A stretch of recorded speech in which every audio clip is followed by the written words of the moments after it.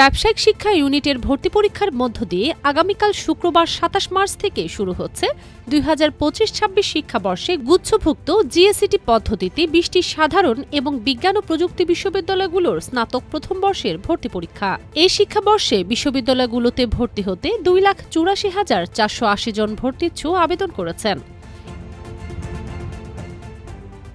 এর মধ্যে এ বিজ্ঞান ইউনিটে ১,৬৬,১৬২ জন, বি মানবিক ইউনিটে ৯৩,১০২ এবং সি ব্যবসায়িক শিক্ষা ইউনিটে ২৫,২১৬ জন শিক্ষার্থী আবেদন করেছেন।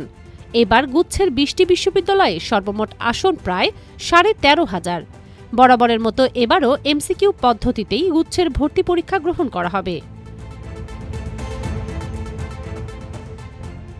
আগামীকাল বেলা ১১টা থেকে দুপুর ২টা পর্যন্ত ১ ঘণ্টা দেশের ২১টি কেন্দ্রে ১০০ নম্বরের এমসিকিউ পদ্ধতিতে পরীক্ষা অনুষ্ঠিত হবে। এবার ভর্তি পরীক্ষায় ন্যূনতম পাস নম্বর ৩০। প্রতিটি ভুল উত্তরের জন্য ০.২৫ নম্বর কাটা হবে। এছাড়া শিক্ষার্থীদের জন্য সেকেন্ড টাইম আবেদনের সুযোগ রাখা হয়েছে।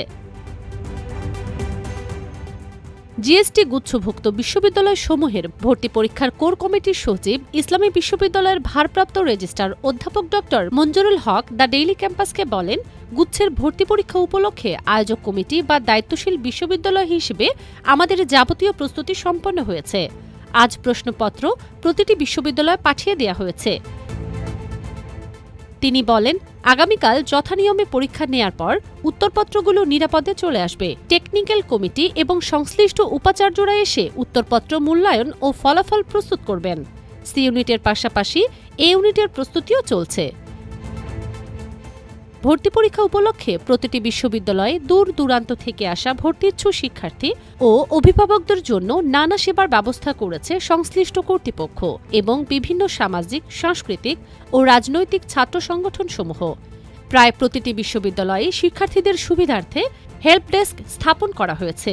এছাড়া অভিভাবকদের জন্য থাকছে হালকা নাস্তা ও বিশ্রামের ব্যবস্থা।